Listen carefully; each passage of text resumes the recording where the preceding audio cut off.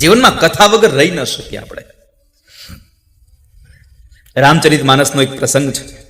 જ્યારે ભગવાન રામચંદ્ર મહારાજ સાકેત ધામ જવા માટે પધારતા હતા, ભગવાન અંતિમ લીલા જ્યારે કરતા હતા ભગવાન, ત્યારે હનુમાનજી કીધું, પ્રભુ હું હારે આવું. ભગવાન કહે છે, ના હનુમાન, તમારે સાથે નહીં આવવાનું. તમે અહીંયા રહ્યો અને ભક્તોની સેવા કરો, મારી આજ્ઞાનું પાલન કરો, તમે અહીંયા ભક્તોની સેવા કરો. હનુમાનજી કહે છે, તમે કહો તો હું અહીંયા રહું ખરો, તમે કહો તો હું રહું ખરો, પણ મારી શરત એટલી છે કે હું આ ધરતી ઉપર ત્યાં સુધી રહીશ કે જ્યાં સુધી તમારી કથા આ ધરતી પર ગવાતી હશે ત્યાં સુધી હું ધરતીમાં રહીશ. છેવટે એક માણસ પણ તમારી કથા ગાતો હશે તો હું ધરતીમાં રોકાઈશ, પણ જેવી તમારી કથા પૂરી થઈ ગઈ, બંધ થઈ ગઈ આ ધરતીમાં થતી, એટલે હું આ છોડી દઈશ ધરતી. કારણ પ્રભુ, હું તમારા વિયોગમાં જીવી શકું પણ તમારા કથાના વિયોગમાં જીવી ન શકું. હું તમારી કથા વગર ન રહી શકું. ભગવાનની કથાનો વિયોગ થાય. અને એટલા માટે રામચરિત માનસ તુલસીદાસજી મહારાજ લખે, પ્રભુ ચરિત્ર સુનિબે કો રસિયા, રામ લખન સીતા મન બસિયા. પ્રભુ ચરિત સુનિબે કો રસિયા. ભગવાનની ગુણાનુવાદને સાંભળવા માટે જે રસિક બન્યા છે એવા હનુમાનજી, એવી જેને કથા પ્રત્યે પ્રેમ છે. કથા દિશુ અનુરાગ ઇતિ ભક્તિ, ગર્ગાચાર્ય મહારાજ કહે છે, જેને કથામાં પ્રેમ છે. તો ભક્તિ, ત્યાર પછી કયું જ્ઞાન કોને કહેવાય? આપણા બધામાં જ્ઞાન છે, પણ અમુક સમય જ કામ કરે અને અમુક જ કામ કરે. જ્ઞાન કોને કહેવાય? તો કહે છે કે જે વર્તન આપણને નથી ગમતું, આપણને કોઈ અપમાન કરે, આપણને કોઈ ગાળો દઈ જાય, એ આપણને ગમે? આપણું કોઈ અપમાન કરી ગમે આપણને? નહીં. તો બસ અહીંયા એ જ કહ્યું, જ્ઞાન કોને કહેવાય? તો કહે છે જે વર્તન તમારી હારે થાય એ તમને ન ગમતું હોય, એ વર્તન તમે બીજા હારે ન કરો, એ તમારી અંદર મોટા મોટું જ્ઞાન છે. મોટા મોટું જ્ઞાન છે. અને આ દુનિયાનો નિયમ છે, તમે જેવું આપો ને એનું કંઈક નું કંઈક પાછું તો આવે જ. કોઈના કોઈ ફળ સ્વરૂપે આવે તો ખરું જ પાછું. પર્વતોની ગિરિકંદરાઓમાં જઈને તમે બોલો, જે બોલો એ જ સામું આવે. તમે શ્લોક બોલો તો શ્લોક સામો સંભળાય, ખરાબ શબ્દો અપશબ્દ બોલો તો અપશબ્દ પાછો આવે. તમે જે બોલો તે પાછું આવે છે વાલા, એમાં સંશય નથી. તો જ્ઞાન એટલે તમને જે વર્તન નથી ગમતું એ વર્તન તમે બીજા હારે ન કરો, એ મોટા મોટું જ્ઞાન છે. અને વૈરાગ્ય કોને કહેવાય? કોઈ પણ વસ્તુને વહેંચીને જો ખાવાની, વહેંચીને વાપરવાની જો તમને આદત હોય તો એ વૈરાગ્ય છે. વહેંચીને નહીં હો, વહેંચીને. કારણ કે વેચવું અને વહેંચવું આમાં બેમાં તફાવત બહુ છે.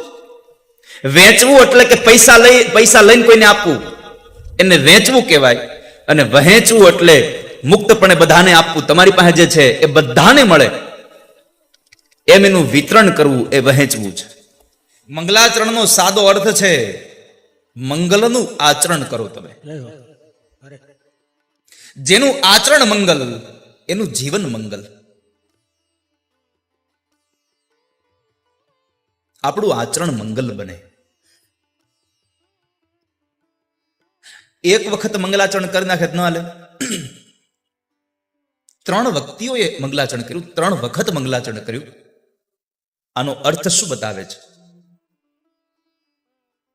ભાગવતની આધ્યાત્મિક જગતની યાત્રા એમ કહે છે કે 3 વખત મંગલાચરણનો અર્થ મને તમને સંદેશો આપે છે, તમારા જીવનમાં 3 અવસ્થાઓમાં મંગલનું આચરણ કરજો. બાલ્ય અવસ્થામાં, યુવાની અવસ્થામાં અને વૃદ્ધાવસ્થામાં તમારું આચરણ મંગલ જ હોવું જોઈએ. બીજી વાત, 3 વખત મંગલાચરણની વાત કરી તો દિવસમાં 3 વખત મંગલાચરણ થવું જોઈએ. સવારે ઉઠો ત્યારે ભગવાનને થેન્ક યુ કહો, ભગવાન આભાર, તમે મને જગાડ્યો. આપણને કોઈ 25 પૈસાની ચોકલેટ આપે ને તો આપણે કહે છે થેન્ક યુ. એટલું લાંબુ કરીએ. તો ભગવાને આટલી મોટી જિંદગી આપી, આટલો મોટો મનુષ્ય અવતાર આપ્યો, મોંઘો અવતાર આપ્યો, અને એમાં પણ રોજ સવારમાં ભગવાન કહે છે, એ ઉભો થા. યાદ રાખજો, તમને ઘરમાં પડેલા વ્યક્તિઓ, આપણને એમ હોય કે મારી પત્ની મને જગાડે છે, મારો બાળક મને જગાડે છે, મારી મા મને જગાડે છે, મારો બાપ મને જગાડે છે. આ વાત ખોટી છે. આપણને જગાડે છે આપણી અંદર બેઠો પરમાત્મા. બાકી તો પત્ની 3 વખત હાથ કરે તો આપણે ગોદડું ઉઠીને હોઈ જાય પાછા. અંદરથી તને જયારે હુંકાર થાય છે કે હવે ઉભો થઈ જા, ત્યારે આપણે ઉઠીએ છીએ.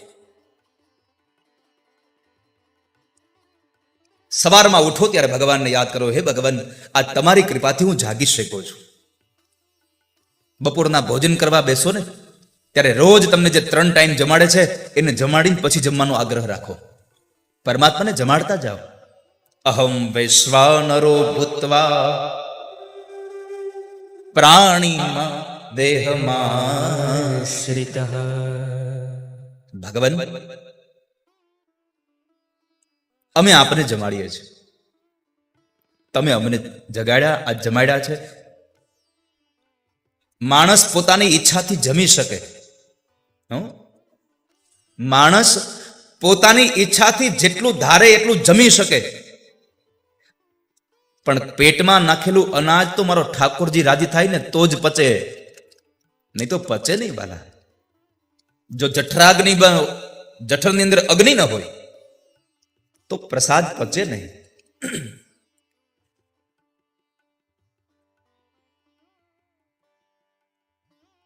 તો બપોરે ભગવાનને પ્રસાદ લ્યો ત્યારે ભગવાનને પ્રાર્થના કરો, ભગવાન આપ પ્રસાદ લ્યો, હું આપનો પ્રસાદ લઉં.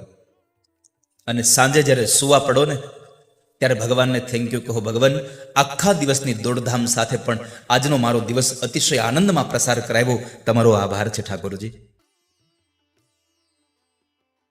દિવસમાં 3 વખત ભગવાનનો આભાર વ્યક્ત કરો, એની પૂજા કરો, એની પ્રાર્થના કરો. હે માલિક, તમે મને શું નથી આપ્યો આ જગતમાં? અરે સૌથી મોટો આભાર તો ભગવાન એ છે કે તમે મને માણસ બનાવ્યો છે, તમે મને મનુષ્ય બનાવ્યો છે, જે આ જગતમાં બહુ મોંઘો અવતાર છે.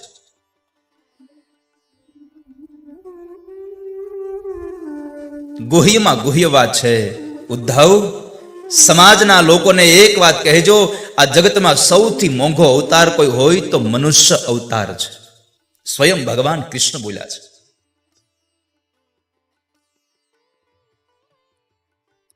એવા પરમાત્માને પ્રણામ કર્યા છે. આ સંસાર કેવો છે? સ્વપ્ના જેવો છે.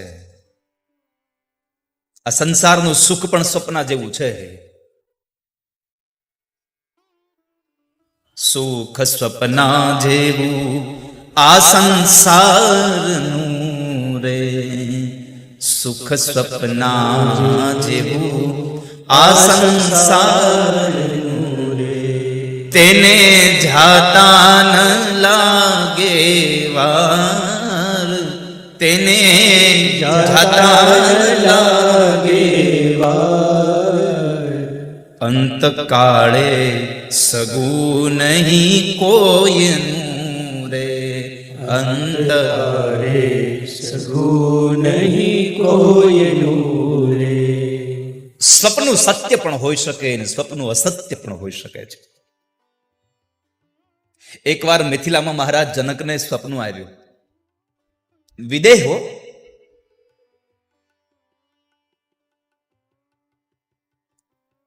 સદેહ જેણે મુક્તિને અનુભવ કર્યો છે એવો રાજા જનક. અને એમણે એકવાર રાત્રિના સમયે સ્વપ્ન આવ્યું. અને સ્વપ્ન એટલે એનું રાજપાટ બધું જ લૂંટાઈ ગયું, એનો માલ ખજાનો બધો જતો રહ્યો. અરે પોતે રોડ ઉપર આવી અને લોકો નીકળતા હોય એની પાસે ભીખ માગે છે, મને કંઈક આપો ને, મને કંઈક આપો ને, મને કંઈક આપો ને. અને એમાં અચાનક બરાબર નિંદ્રમાંથી જાગી ગયા. ઓ, પોતે સવારમાં સભા ભરીને પોતાના પંડિતોને બોલાવીને બધાને પ્રશ્ન કર્યો છે, મને જવાબ આપો, મને જે સ્વપ્ન આવ્યું એ સત્ય કે અસત્ય હતું? પંડિતો બધા મૂંઝાઈ ગયા છે, કોઈ જવાબ નથી આપી શકતા. અને એવામાં બરાબર સભાની અંદર અષ્ટાવક્ર મુનિનું આગમન થયું છે. એમને પ્રશ્ન કર્યો, બાપજી મને ઉત્તર આપો, મને આ જે સ્વપ્ન આવ્યું એ સ્વપ્ન સાચું હતું કે સ્વપ્ન ખોટું હતું? અષ્ટાવક્ર મુનિ કહે છે કે મહારાજ, સ્વપ્ન સાચું ખરું અને સ્વપ્ન ખોટું ખરું, બે વાત. અરે પણ બાપજી, બે કેમ બની શકે? કાં તો વસ્તુ સત્ય હોય ને કાં તો વસ્તુ અસત્ય હોય. જનક કહે છે, બાપજી હું સમજો નહીં તમારી વાતને, મને સમજાવો ને. સાંભળ રાજા, જ્યાં સુધી તમે ઊંઘતા હતા ત્યાં સુધી સ્વપ્ન તમારા માટે સત્ય હતું. તમને એમ જ થયું કે આ બધું બરાબર જ છે, હું ભીખ જ માંગુ છું. પણ જેવા તમે જાગી ગયા એટલે તમારું સ્વપ્ન અસત્ય થઈ ગયું અને મૂળ સ્થિતિમાં આવીને તમે ઉભા રહી ગયા છો. આપણું પણ આવું જ છે. જ્યાં સુધી આપણે અજ્ઞાનની મોહની નિંદ્રામાં સૂતેલા પડ્યા છીએ ત્યાં સુધી આ સંસાર આપણને સત્ય લાગે છે. અને જેવો આ સંસારમાંથી મોહ છૂટી ગયો, અજ્ઞાનતા છૂટી ગઈ ભગવત કૃપાથી, આ ભગવત ગુણાનુવાદથી, જેવો મોહ છૂટ્યો એટલે જે સત્ય લાગે છે એ જ મને તમને અસત્ય દેખાવા લાગશે. પછી એકવાર મોહ દૂર થવો જોઈએ. અને આ મોહને દૂર કરવાનું કામ ભગવત કથા કરી રહી છે, ભગવત ગુણાનુવાદ કરી રહ્યા છે. નિગમ કલ્પતરોર ગલિતમ ફલમ. પીવો હોય તો તમારે રસિક બનીને રસ પીવો પડશે. બાકી આપણે કથામાં આવીને પછી ચારે બાજુ જોયા કરતા હોય કે હવે કોણ ક્યાં બેસે. અરે જેને જ્યાં બેહવું હોય ત્યાં બેહે, કથાને આપણે બેહવા દો ની ભાઈ. ઘણા 3 પ્રકારના શ્રોતાઓ હોય, મેં ઘણી વખત વાત કરી, એટલે તમને તમારી કેટેગરી ખબર પડી જાય આપોઆપ. 3 પ્રકારના શ્રોતા હોય, ઉત્તમ, મધ્યમ અને કનિષ્ઠ. ઉત્તમ પ્રકારનો શ્રોતા એ છે, ગમે તેવું આયોજન હોય, મને ગમે ત્યાં જગ્યા બેસવા મળે, મને કોઈ બીજી વસ્તુથી મતલબ નથી, મને માત્ર ભગવાનની કથા સાંભળવા મળે એનાથી મતલબ હોય, એ ઉત્તમ પ્રકારનો શ્રોતા છે. ઘણાને શોખ હોય હું આગળ બેસી જાઉં, અને એ આગળ બેન પછી મોબાઈલમાં મેસેજ જ જોયા કરતા નકરામ. અરે આની કરતા તમે ઘરે રહ્યા તો શું વાંધો હતો? એક બીજો જીવ આગળ બેન કથા તો સાંભળે બિચારો, એકી ચિત્તે કથા સાંભળે. ઉત્તમ પ્રકારનો શ્રોતા એ છે કે હું ગમે ત્યાં બેસું, મને ભગવાનની કથા મળે એનાથી મતલબ છે મને. એને આગળ જ બેસવું એવો મોહ ન હોય. મધ્યમ પ્રકારનો શ્રોતા એ છે, એ કથામાં આવે, કથા સાંભળે ખરો, ઉતારે નહીં કાંઈ. અને કનિષ્ઠ પ્રકારનો શ્રોતા એ છે, કથામાં આવે, ચારે બાજુ બધું નિરીક્ષણ કરે કે આ સ્પીકર થોડા ક્યાં આમ લગાડ્યા હોત ને તો હરખું આવે, કાંઈક ને કંઈક ભૂલ કાઢ્યા કરે, પોતે કથા સાંભળે નહીં અને બાજુમાં બેઠો એને નકરી વાતું કરાવ્યા કરે. સમજવાનું, આપણે હાવ છેલ્લા પ્રકારના શ્રોતા છીએ. અને શ્રોતા નહીં, આપણે તો શેરડીના સોતા છીએ. જો આપણે કથા સાંભળીએ નહીં, કોઈને કથા સાંભળવા દઈએ નહીં, તો આપણે હાવ છેલ્લા પ્રકારના શ્રોતા છીએ બધા. હવે નક્કી તમારે કરવાનું છે, તમારે કઈ કેટેગરીમાં જવું છે. એક શેઠ એક મહારાજને કહેતા હતા, મારે ગમે તેમ થાય, સવારમાં તો મારે 2 કલાક પૂજા માટે જોઈ, હું પૂજામાં રૂમમાં જ બેઠો હોઉં. મહારાજ કે બહુ સારું કહેવાય શેઠ, તમે ધંધો બધો મૂકીને તમે ભગવાનની પૂજા કરવા માટે એક રૂમમાં બેસી જાઓ. ત્યાંના પત્ની કીધું, અમે એટલે જ ફોન છે ને રૂમમાં રખાયો છે કે સવારે ખબર પડશે. બધું તો પછી કઈ તૈયાર લેશન થોડું હોય, કઈ અમુક લેશનમાં હોય. પત્નીએ કીધું કે અમે ફોન મંદિરમાં જ રખાયો છે.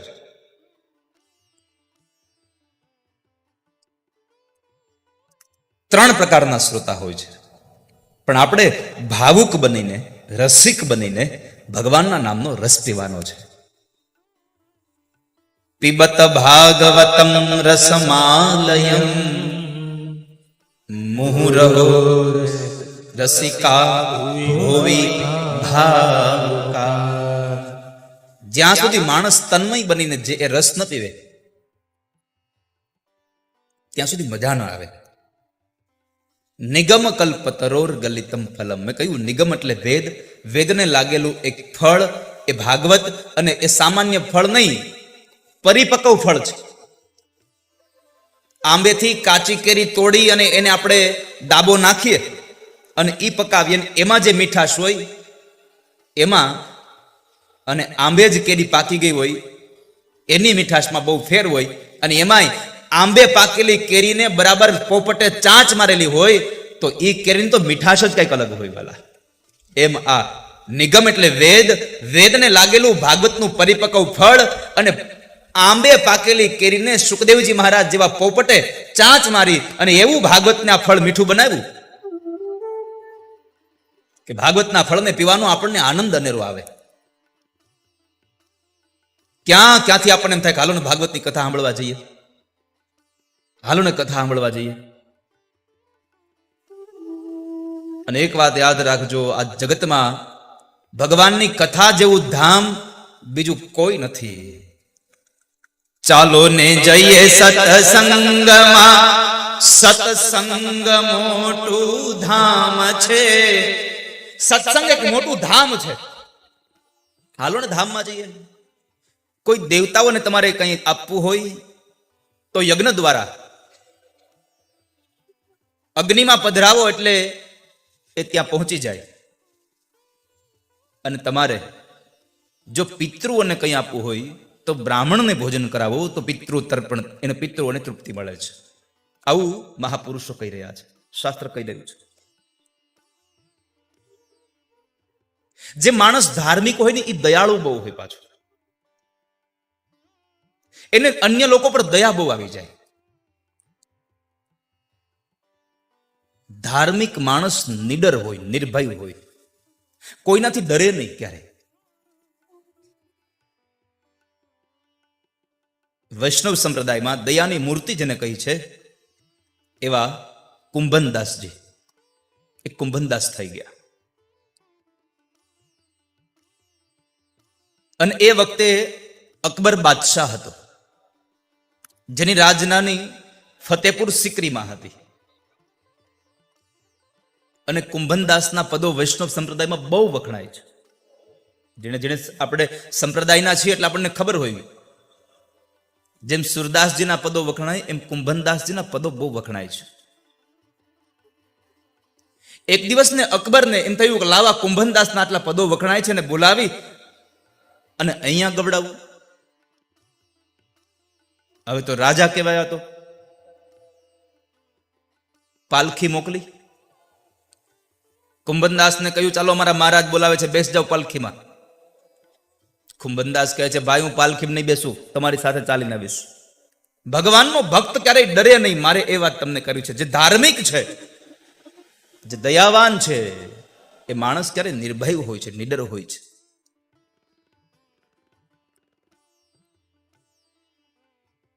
એટલે ચાલતા ચાલતા જાય છે.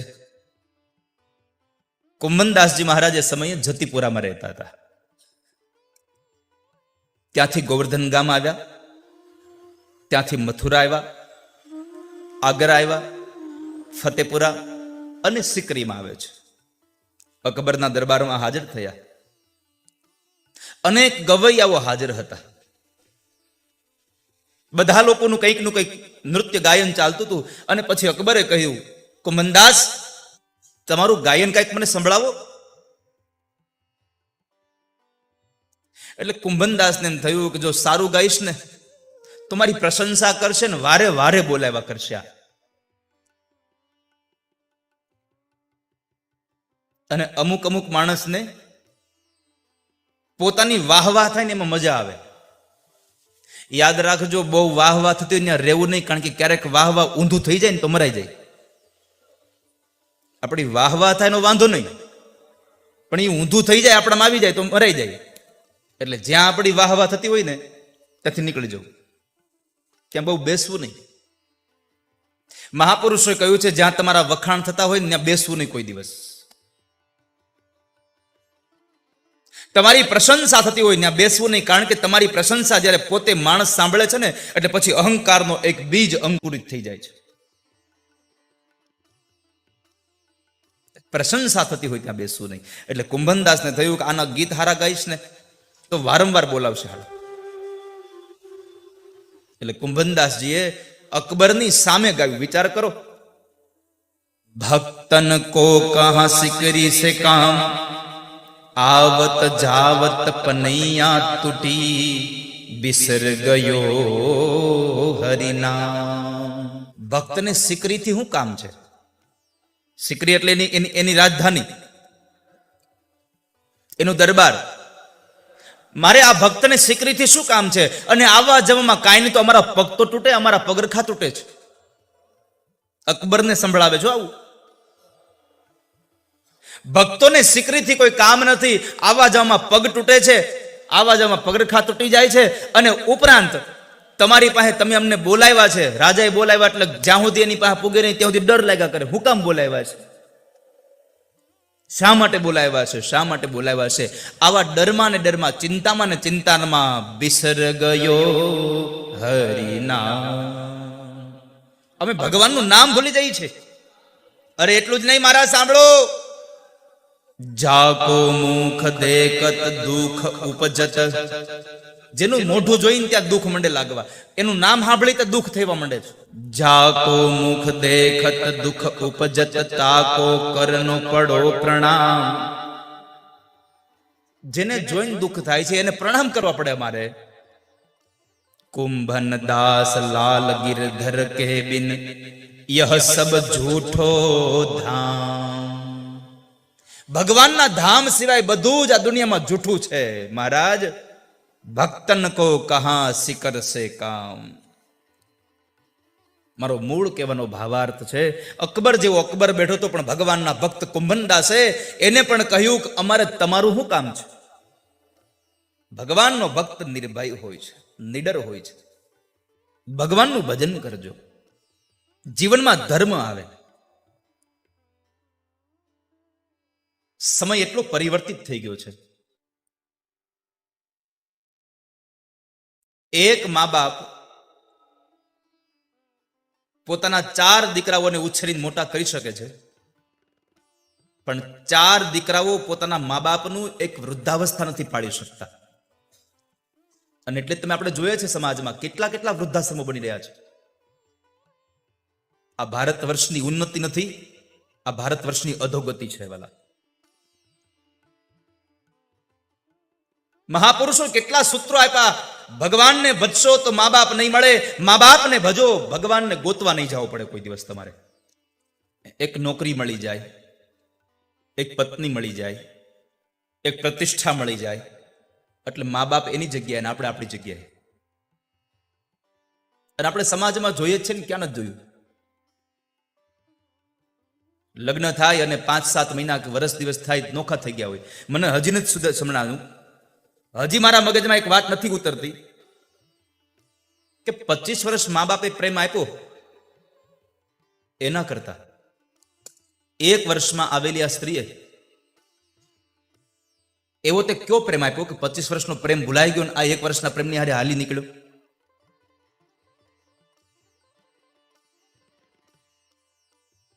મારી યુવાન તમામ બહેનોને મારે કહેવું છે કે તમે લગ્ન કરીને સાસરે જાઓ, તમારા દાંપત્ય જીવનમાં ભગવાન ઠાકોરજીની કૃપાથી સંતાન થાય, અને તમારી ઈચ્છા એવી હોય કે મારી વૃદ્ધાવસ્થામાં મારા દીકરાઓ મારી સાથે રહેતા હોય, મારા દીકરાની પત્ની મારી સેવા કરતી હોય, અને હું એની સાથે મારી વૃદ્ધાવસ્થાને ગાળું અને મારું જીવન પસાર કરું, તો એક વાતને જિંદગીમાં યાદ રાખજો કે તમને જો ઈચ્છા હોય કે હું મારા દીકરાઓ સાથે મારી વૃદ્ધાવસ્થામાં રહું, તો તમારો ઘરવાળો પણ કોઈકનો દીકરો છે, એના મા બાપે સ્વપ્ના સેવા હશે. બાકી આ દુનિયાનો નિયમ છે, જેવું કરો એવું જ ભરો. સંતાનોથી અલગ થવાની વેદના એકમાત્ર માને હોય છે, એકમાત્ર માને. પણ સમજાય ક્યારેક જ્યારે જીવનમાં કોઈ એવી ઘટના ઘટે. જિંદગીમાં બધું ભૂલી જાજો, એક મા બાપને ન ભૂલશો ક્યારેય. આ શ્રાપ આખી દુનિયાને લાગ્યો છે.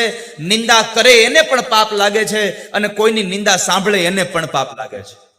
ન કોઈ દિવસ કોઈની નિંદા કરશો, ન કોઈ દિવસ કોઈની નિંદા સાંભળશો. બે વ્યક્તિ કોઈની નિંદા કરતા હોય, આપણે ઊભું થઈને જતું રહેવું. આખી દુનિયાને ન સુધારી શકે તો કાંઈ નહીં, આપણી જાતને તો સુધારીએ. વ્યાસપીઠથી કહું છું, આખી દુનિયાને સુધારવા જવાની જરૂર નથી. દરેક માણસ પોતાની જાતને સુધારી લે, દુનિયા આખી સુધરી જશે. આમનામ પોતાની જાતને સુધારી લે. પણ આપણે તો ગામને સુધારવું છે, આપણે નથી સુધરવું. ગામના લોકોની ઈચ્છા શું હોય? અમારા ગામનો સરપંચ સારો હોય ને તો અમારા ગામનો વિકાસ થાય. સરપંચની ઈચ્છા શું હોય? અમારા તાલુકાનો પ્રમુખ સારો હોય તો અમારું સારું થાય. તાલુકાવાળા જિલ્લાની પડી હોય, જિલ્લાનો અધિકારી હોય એને ગુજરાત રાજ્યના મંત્રીની પડી હોય, મંત્રીને એમ થાય પીએમ હારા હોય તો અમારા દેશનું સારું થાય. અરે પણ તું તારી જાતને તો સુધાર. આપણે આગળવાળા માણસને સુધારવો છે, આપણે નું સુધરવું ક્યાંય. માણસ પોતાની જાતને સુધારે. માં સારી હોય ને તો દીકરા સારા થાય. માની અંદર સંસ્કાર હોય તો દીકરામાં સંસ્કાર આવે. બહુ સંક્ષિપ્તમાં કહેવું હોય તો કહેવતમાં કહી શકાય, કૂવામાં હોય ને તો અવેડામાં આવે. માં બજર દેતી હોય તો દીકરો પાંત્રીનો માવો ચોળે, એમાં નવાઈ નથી કઈ.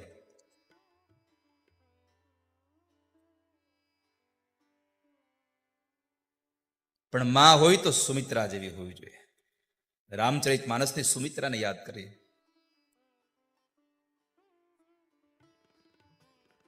જ્યારે રામ જંગલમાં જતા હતા, વનમાં જતા હતા, લક્ષ્મણને ખબર પડી કે રામ જાય છે. રામજી પાસે આવ્યા અને કહ્યું, પ્રભુ મને સાથે લઈ જાઓ. ભગવાન રામે કહ્યું કે લક્ષ્મણ, મને વાંધો નથી, પણ પેલા તમે સુમિત્રાને પૂછી આવો, એ હા પાડશે. એની આજ્ઞા લઈ આવો, એ હા પાડે તો આવજો મારી સાથે. લક્ષ્મણજી પોતાની મા પાસે જઈને કહ્યું, મા, મોટા ભાઈ રામ વનમાં જાય છે, હું એની હારે જાઉં?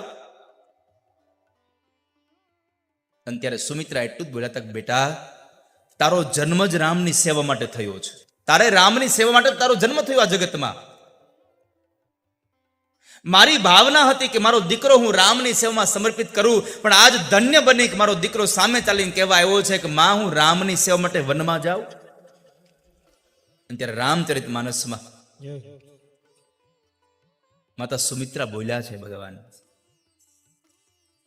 तात तुम्हारे मातु वैदेही, पिता राम सब भांति सनेही, अवध तहाँ जह राम निवासु, तहाँ दिवस जहाँ भानु प्रकाशु. लक्ष्मण, रामने बाप समझो, सीताने जननी समझो, तारी मां समझे. ભલે જન્મ દેનારા નથી, પણ તારા માત પિતા સમજી બેટા એમની સેવા કરજે. એટલું જ નહીં, તારા માટે અયોધ્યા ન્યા છે જ્યાં રામ વિશ્રામ કરે છે. જ્યાં રામ હોય ત્યાં અયોધ્યા છે. અયોધ્યા છે ત્યાં રામ નથી, જ્યાં રામ છે ત્યાં અયોધ્યા છે.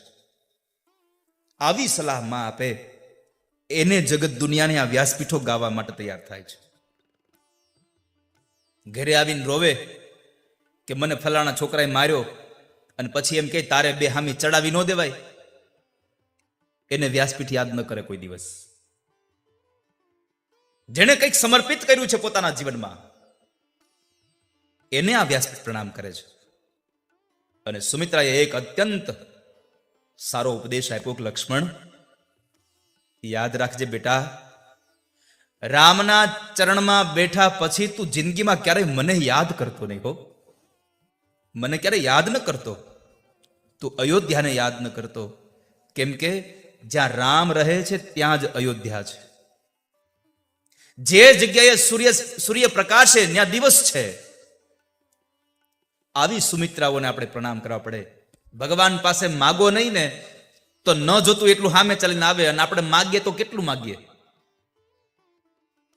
ભગવાન પાસે માગો ત્યારે જરાક માપમાં માગવું, કે ભગવાનને દેવામાં આનંદ થાય. પણ આપણે તો માગવામાં પાછળ ન જોતા કોઈ દિવસ. આપણે 2 ફૂલ લઈને મંદિરે જઈએ અને 2 લાખ માગતા આવી,